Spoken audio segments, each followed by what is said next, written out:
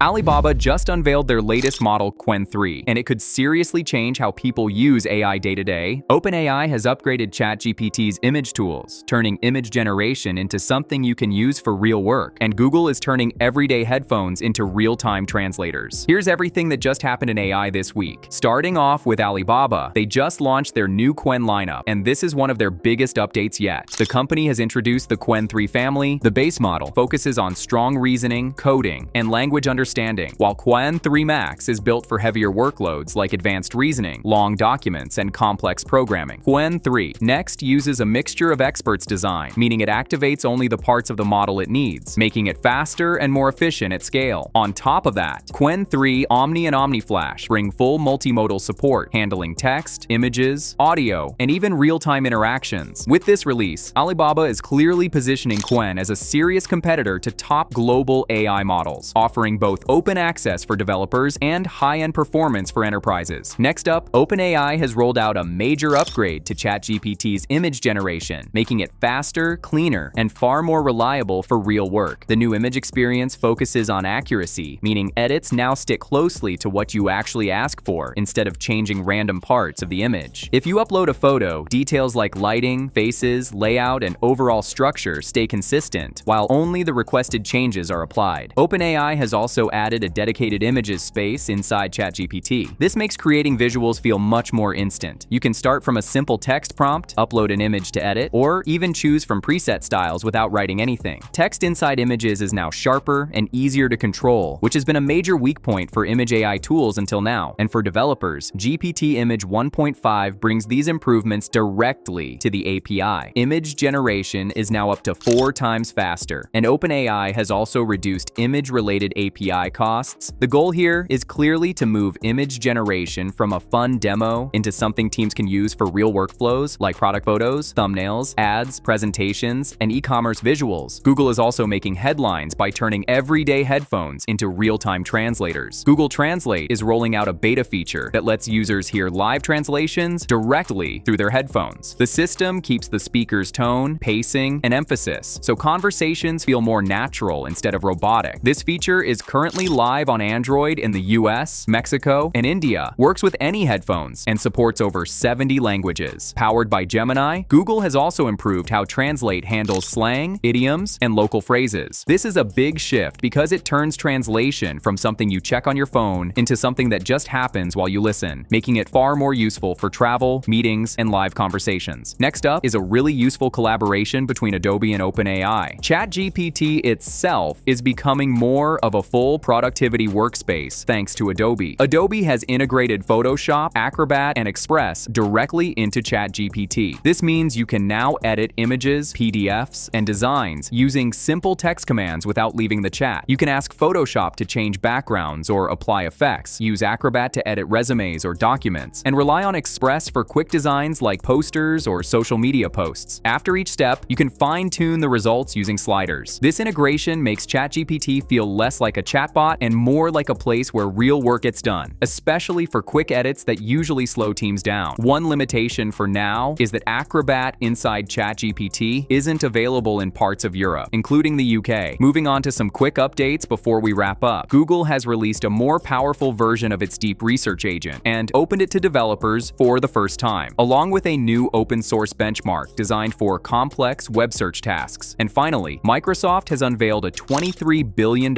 AI investment plan, with most of that funding focused on building cloud and AI infrastructure in India to support long-term growth. That's it for this video. And if you enjoy seeing AI videos like these, consider subscribing to this channel.